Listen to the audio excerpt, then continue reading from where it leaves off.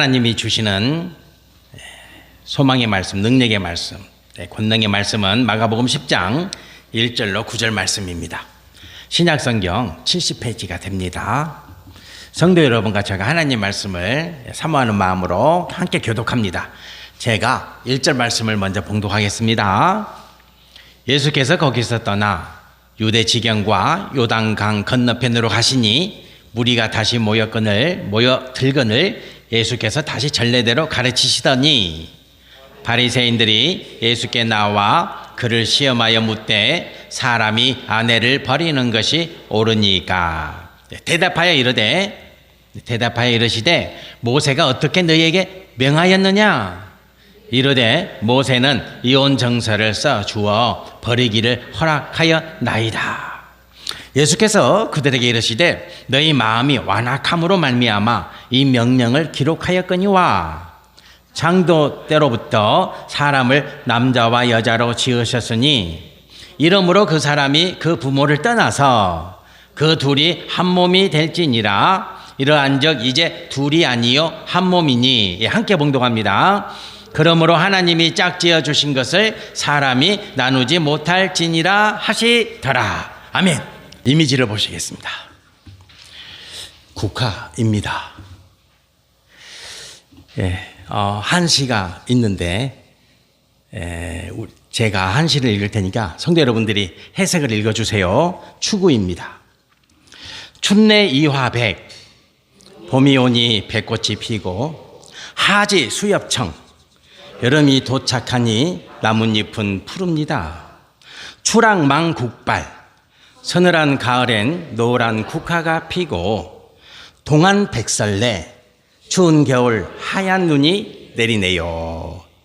시가 간단하면서도 한시가 참 아름답습니다. 도연명이 시입니다. 한시의 대가입니다. 지금은 계절이 이제 어떤 계절입니까? 이제 가을이 가을. 조금 있으면 이제 국화가 만발할 겁니다. 노란 국화. 이제 국화가 좋아지는 그런 계절. 또 제가요, 국화가 좋아지는 나이가 됐습니다. 60입니다. 국화가 좋아졌어요. 작년까지는 별로 안 그랬는데 올해부터 국화가 좋아졌습니다. 이렇게 나이에 따라서 좋아지는 것도 바뀌죠. 성도 여러분들도 국화 좋아하시죠? 그런 계절이 이제 오고 있습니다. 사늘한 추랑, 그렇지, 추랑. 사늘한 가을이 곧 우리 곁에 옵니다. 힘을 내시길 바랍니다. 오늘 말씀에 바리새인들이 예수님을 찾아왔습니다. 예수님이 찾아간 것이 아니라 찾아옵니다. 바리새인들이 2절 말씀을 보시겠습니다. 바리새인들이 예수께 나와 그를 시험하여 묻되, 이렇게 말씀이 기록되어 있죠. 여기서 이제 바리새인 한 사람이 아니라 여러 명이 왔다, 그런 의미가 되겠습니다. 한두 사람이 아니라 여러 명이 왔습니다. 여러 명이 온 이유는 뭐냐면 질문을 하기 위함이죠. 질문을 합니다. 그러니까 바리새인들은 이 질문을 예수님께 하기 위해서 미리 모였겠죠. 그죠? 미리 모였겠죠. 그리고 미리 모여서 무슨 질문을 할 것인가를 생각했습니다. 그런데 그 질문에, 그들이 모여서 계획한 그 질문의 의도가 뭐냐면 그를 시험하여 묻되, 이렇게 기록되어 있잖아요. 시험이 헬라어로 무엇입니까? 페이라조입니다. 페이라조. 의미가 뭡니까?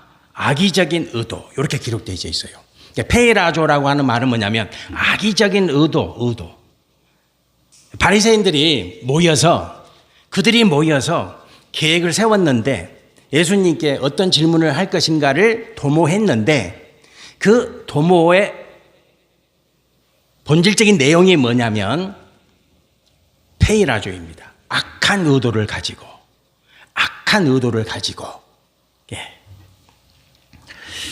성도는 어떤 순간에도 악한 의도를 가져서는 안 됩니다. 악한 의도라는 것은 뭐예요? 타인을 아프게 만드는 거죠. 타인에게 상처를 주는 거죠. 타인을 고통스럽게 만드는 것입니다. 저도 많이 조심하고 또 조심하고 경계하고 또 경계하고 있습니다. 혹시 내가 말로, 내 행위로 타인에게 의도적으로 고통을 주는 일을 당연히 해서는 안 되겠죠. 당연히 해서는 안 됩니다. 그것은 철저히 삼가해야 되는 것이죠. 그런데 바리새인들이 믿음이 좋다고 자부하고 가장 많이 기도한다는 그들이 페이라죠.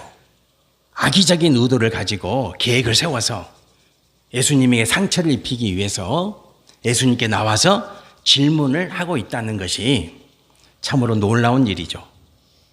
그들이 하나님을 믿는 백성이기 때문에 그렇습니다.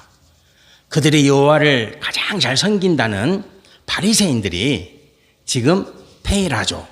악의적인 의도를 가지고 예수님을 시험하고 있다.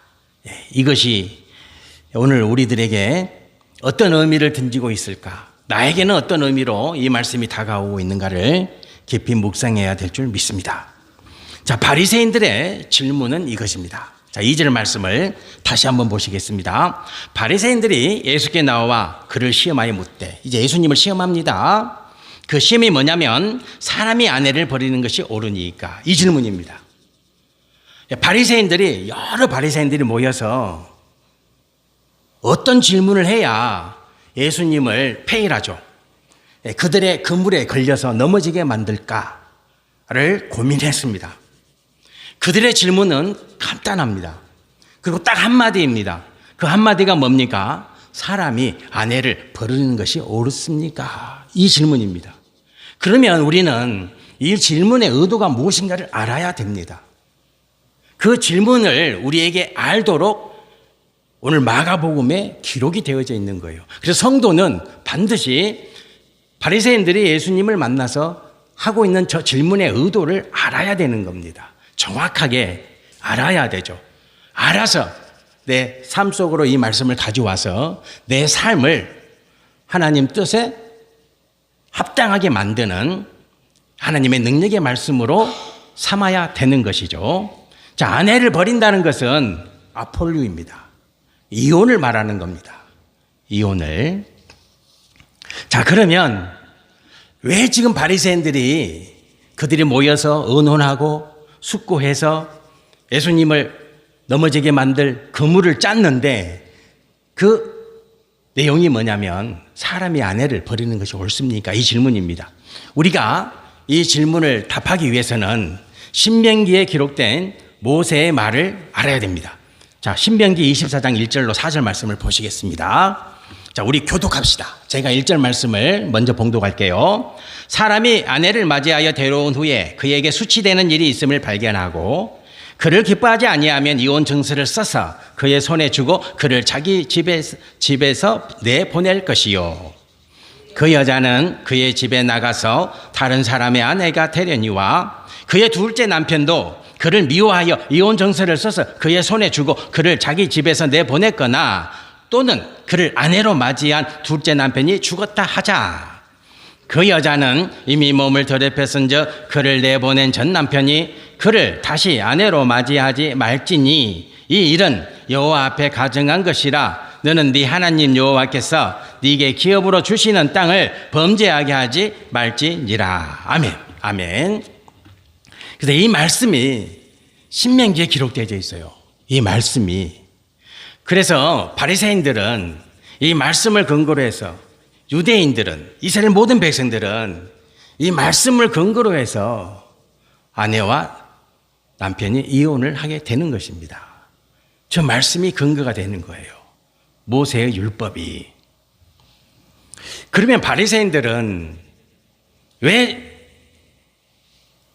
예수님께 이혼에 관한 말씀을 가지고 와서 예수님을 무너지게 만들고 넘어뜨리려고 하고 있는가가 중요한 거죠. 그래서 우리는 예수님이 무슨 대답을 하시는가에 주목하셔야 되는 거예요. 자, 바리새인들이 물었습니다. 사람이 아내를 버리는 게 옳습니까? 그러면 예수님이 이 질문에 어떻게 대답하시는가를 우리가 알아야 되는 거죠. 그 대답이 3절에 기록되어 있습니다. 3절 말씀 보시겠습니다. 대답하여 이르시되 모세가 어떻게 너희에게 명하였느냐 이렇게 말합니다. 모세가 어떻게 너에게 말했느냐 이렇게 말하죠. 그래서 저희들이 아까 신명기 24장 1절로 4절 말씀을 봉독한 거예요. 모세가 저렇게 말했어요. 신명기 24장에서 이혼 정서를 써서 아내를 보내라. 내보내면 된다. 이렇게 말한 거죠. 바리새인들은 듣고 싶은 말씀이 있었어요. 그들이 사람이 아내를 버리는 것이 옳습니까? 이러면 예수님이 누구의 이야기를 꺼내야 됩니까? 세례 요한을 끄집어내야 돼요. 그리고 헤롯 안디바와 헤로디아 이야기를 끄집어내야 돼요. 그런데 예수님은 그렇지 않습니다. 예수님은 모세의 율법에 모세의 말에 뭐라고 기록되어 있냐? 모세가 뭐라고 했느냐? 이 말씀을 하고 계시는 거예요. 여러분, 세례 요한이 어떻게 죽었습니까? 이 말씀에 걸렸어요. 헤롯 안디바와 헤로디아의 결혼 문제를 세례 요한이 끄집어내 가지고요. 그것 때문에 세례 요한이 감옥 가죠. 그것 때문에 어때요? 목이 잘려서 죽어요. 목이 잘려. 자, 마태복음 14장 3절로 4절 말씀 보시겠습니다. 전에 헤롯이 그 동생 빌립의 아내 헤로디아의 일로 요한을 잡아, 세례 요한입니다. 요한을 잡아 결박하여 옥에 가두었으니 이는 요한이 헤롯에게 말하되 당신이 그 여자를 차지한 것이 옳지 않다 하였습니다. 이렇게 말하는 거예요. 이제 바리새인들이 세례 요한은 넘어뜨렸어요. 세례 요한은 넘어뜨렸어요. 무슨 문제로? 그렇죠. 이혼 문제로. 세례 요한은 바리새인들에 의해서 무너졌어요. 헤롯 안디바가 자기 형 헤롯 빌립의 아내가 헤로디아잖아요. 근데 형의 아내와 눈이 맞았어요. 그래서 형의 아내를 취합니다. 그래서 빌립은 죽죠. 그래서 세례 요한이 이 문제를 덥석 물어서 결국은 이 문제로 세례 요한이 죽어요. 목이 잘려서 죽어요. 그래서 바리새인들이 지금 어떤 의도를 가지고 사람이 아내를 버리는 것이 옳습니까? 라고 하는 이 질문을 하고 있는지 우리가 알겠죠. 그죠? 예수님도 요한처럼 이 문제를 덥석 물어가지고 너희들이 세례 요한을 죽이지 않았느냐. 헤롯과 헤로디아의 결혼 문제를 가지고 세례 요한을 죽이지 않았느냐. 이렇게 말해주기를 기대했던 거예요. 바리새인들의 계략은, 바리새인들의 계획은 예수님이 세례 요한처럼 헤롯 안디바와 헤로디아의 결혼 문제를 언급해 주기를 기대하고 질문한 거예요. 그러면 예수님은 어떻게 됩니까? 요한처럼, 세례 요한처럼 감옥에 갇히고 목이 잘려 죽게 돼요. 그렇게 되는 거예요. 그런데 예수님은 그들의 계략에 안 넘어가요. 넘어가지 않죠. 성도는 깨어 있어야 돼요. 성도 여러분들, 하나님이 왜 이렇게 많은 말씀을 우리에게, 오늘 이 시대를 살고 있는 우리에게 들려주고 계시는 거예요? 왜 그래요? 깨어 있으라는 거예요. 하나님 말씀에. 성도 여러분과 제가 매일 하나님 말씀을 묵상하며 하나님 말씀을 붙잡고 살면 성도 여러분과 저는 어떤 순간에도 넘어지지 않아요. 넘어지지 않아요. 세상은 계속해서 우리를 넘어뜨리려고 하죠. 그래요. 지금 세상의 가장 강력한 무기는 뭡니까? 뭐니 해도 그렇죠. 머니죠. 가장 강력합니다. 가장 힘이 셉니다. 성도는 이 물질 앞에 깨어 있어야 될 줄 믿습니다. 깨어 있어야 됩니다. 여러분과 제가 이 물질 앞에 넘어지지 아니할 오직 한 가지 방법은 이것밖에 없어요. 뭡니까? 말씀을 붙잡아야 되는 거예요. 하나님 말씀을 끊임없이 묵상해야 되는 거예요. 철저하게 매일 시간이 나는 대로, 틈이 나는 대로 하나님 말씀 앞에 나를 세워서 하나님 말씀을 묵상하고 하나님 말씀을 소리내어서 봉독하고 하나님 말씀을 기록하고 그 행위를 통해서 우리가 깨어있는 성도가 되어야 돼요. 누구처럼? 예수님처럼. 예수님이 안 넘어져요. 바리새인들의 계획에 넘어가지 않아요. 그들의 계교에, 그들의 계략에 넘어지지 않아요. 절대 안 넘어집니다. 성도는 하나님 말씀 붙잡고 깨어 있어야 될 줄 믿습니다. 예수님은 바리새인들에게 이렇게 말합니다. 단호하게.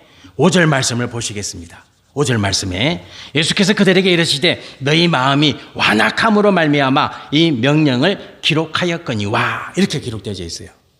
완악하다. 스클레로 카르디안. 스클레로 카르디안. 헬라어로 무슨 의미냐면 단단히 굳어졌다는 거예요. 성도 여러분들, 바리새인들은 굳어져서는 안 되잖아요. 왜요? 가장 많이 기도하는 사람들이잖아요. 하루 4번 시간을 정해놓고 하루에 4번씩 그 시간이 되면 그들이 내거리를 걸어가던 중에도 서서 기도하잖아요. 그들이 무슨 행동을 하다가도 그 시간이 되면 그 자리에서 바로 기도하잖아요. 그렇게 살았던 사람들이에요. 바리새인들처럼 기도 많이 한 사람들이 어디에 있어요? 그런데 예수님이 뭐라고 말합니까? 스클레로 카르디안. 너희들 마음은 굳었어. 단단히 굳어 있어. 말랑말랑하지가 않아요. 말랑말랑하지가 않아요. 딱딱하게 굳어 있어. 그들의 마음에 사랑이 있겠습니까? 굳어진 마음에 자비가 있겠습니까? 뭐가 있겠습니까? 애정이 있겠습니까? 긍휼이 있겠습니까? 하나도 없다면. 스클레로 카르디아는 말은 하나도 없다는 거예요. 사랑도 없습니다. 애정도 없습니다. 긍휼도 없습니다. 아무것도 없습니다. 완전히 굳어졌다는 거예요. 굳어졌다는 의미입니다. 죽은 마음이죠. 살아있지만 죽어있는 자들입니다. 예수님은 단호하게 말합니다. 너희는 완악하다. 너희는 굳어진 자. 살아있으나 죽어있는 자. 이렇게 말씀하고 계시는 거죠. 성도 여러분과 저의 마음은 살아있는 마음이 돼야 될 줄 믿습니다. 예수님이 우리 마음을 볼 때 스클레로 카르디안 이렇게 말하면 안 되죠. 그죠? 이런 말을 들으면 안 돼요. 이런 말을 들으면 안 되는 것입니다. 깨어 있읍시다. 그리고 살아있는 마음을 지니고 삽시다. 사랑이 충만하고, 그죠? 애틋함이 있고, 안타까움이 있고, 그리고 어때요? 긍휼히 여기는 마음이 있고, 불쌍히 여기는 마음이 있고, 기도해 주는 마음이 있고, 함께 울어주는 마음이 있고, 그래야 되지 않겠습니까? 그래야 됩니다. 성도 여러분들. 저는 여러분들이 우리 창성교회만 사랑하기를 원하지 않습니다. 더 어려운 교회들 많잖아요. 그러면 기도해 주세요. 그리고 섬길 수 있으면 섬겨도 주세요. 그게 교회 아닙니까? 그렇죠? 우리 교회 그게 뭡니까? 제가 우리 교회가 지금 새성전 짓고 있잖아요. 이 교회 목사님, 저 교회 목사님 만나고 있습니다만은, 안타까운 일들이 많습니다. 이런저런 이야기는 다 할 수 없지만, 성도 여러분과 제가 이런 과정을 통해서 하나님이 또 교회를 만들어가고 세워가는 과정을 통해서 우리로 하여금 더 많이 보게 하시고 더 넓게 더 크게 생각하게 만들어 주셔서 우리 교회가 세워지고 또 세워진 그 교회를 통해서 하나님의 사역을 감당해낼 때에 크고도 놀라운 사역을 감당해낼 수 있는 그 시작이 단초가 되도록 기도해야 될 줄 믿습니다. 그죠? 그렇잖아요. 우리가 작은 교회를 세워서 시작해 봐야 작은 교회 아픔도 알고 또 작은 교회도 섬기고 작은 교회도 지어줄 수 있어요. 저는 우리 교회가 그런 교회가 되기를 소망해 봅니다. 우리 교회만 지었다고 해서 되는 게 아니고 세워줘야 될 교회가 있다면 교회도 세워주고 얼마나 좋아요. 그죠? 그런 교회가 되겠죠?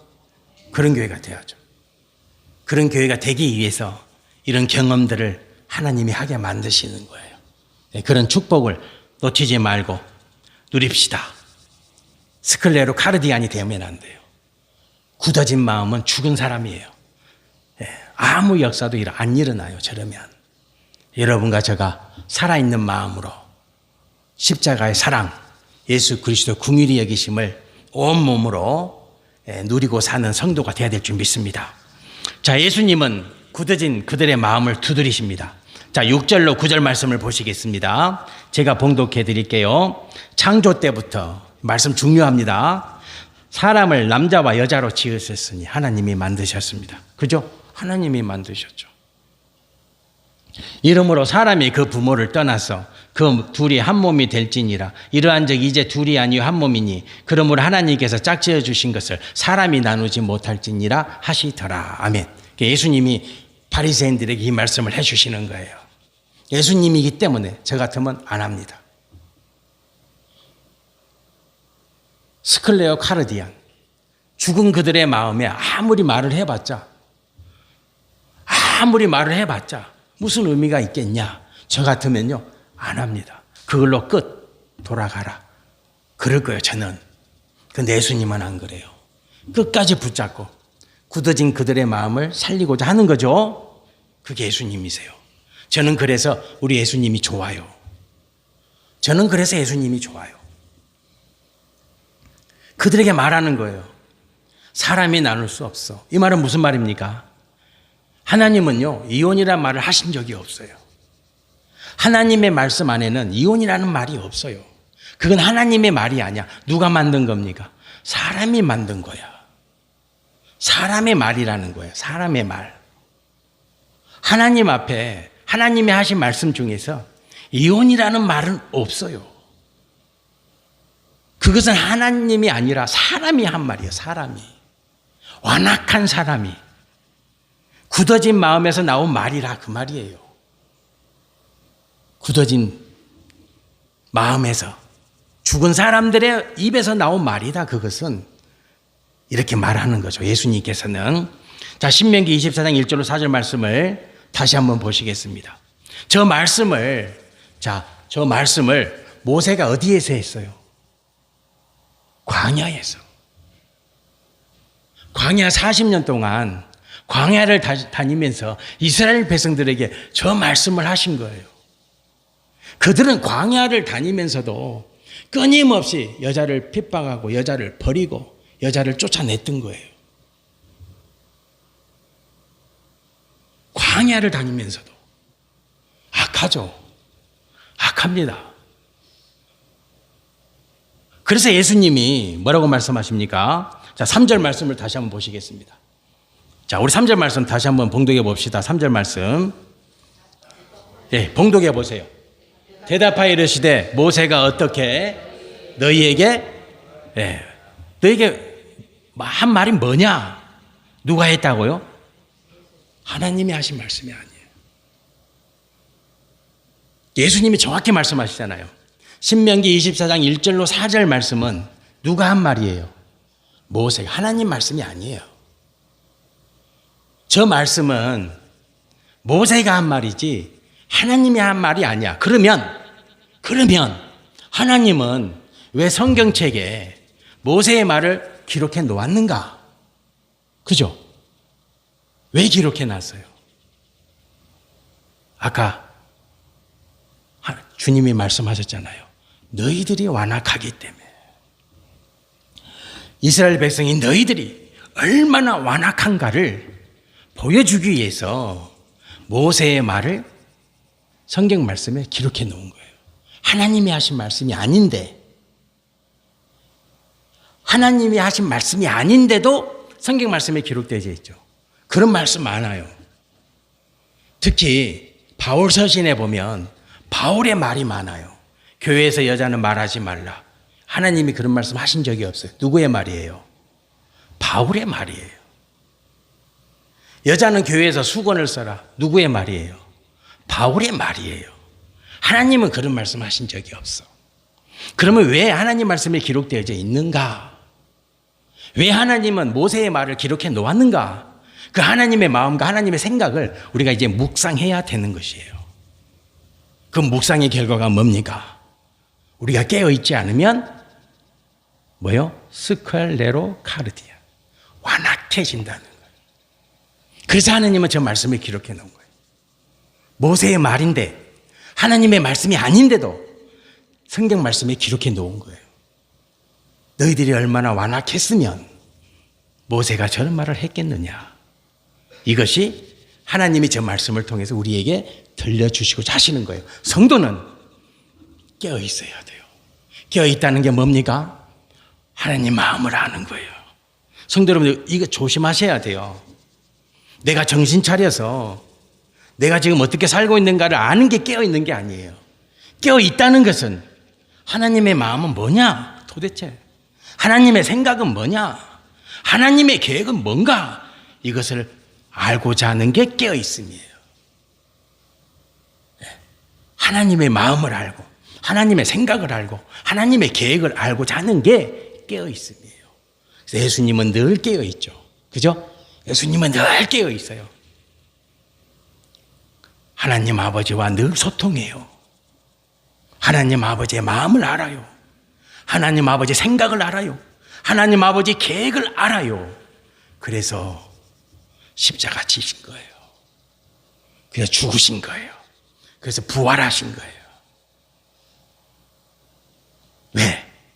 하나님 아버지의 마음과 생각과 계획을 알았기 때문이요. 한마디로 하면 깨어 있었기 때문이다. 성도 여러분들, 깨어 있읍시다. 깨어 있는 성도 교회가 됩시다. 우리 교회가 이제 세워질 겁니다. 만들어질 겁니다. 이것만 생각합시다. 왜 하나님은 우리에게 이 교회를 세우게 하셨는가? 뭐 때문에? 뭐 때문에? 하나님 어떤 마음으로, 어떤 생각으로, 어떤 계획으로 우리에게 지금 이때에 아무것도 없는데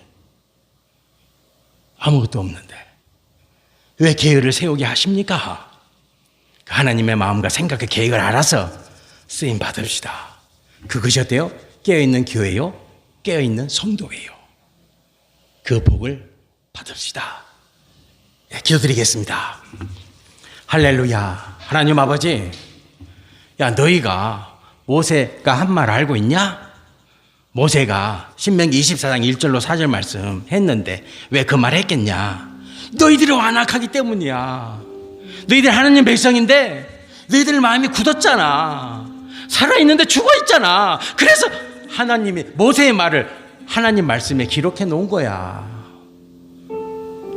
하나님 아버지, 하나님 마음을 늘 알고자 힘쓰고 애쓰는 성도, 하나님의 생각이 뭔가? 하나님의 생각이, 하나님의 계획은 뭡니까? 그래서 깨어있는 성도가 되어서, 깨어있는 교회가 되어서 주님 기쁨 되기를 원합니다. 주님, 우리에게 새 성전을 주시고자 하십니다. 왜 주시고자 하십니까? 주님의 마음은 뭡니까? 왜 주시고자 하십니까? 주님의 생각은 뭡니까? 왜 주시고자 하십니까? 주님의 계획은 뭡니까? 이것을 알아서 성전 지어내고 그렇게 쓰임받는 우리 창성교회 성도, 창성교회 되게 하옵소서. 예수님의 이름으로 기도드립니다. 아멘.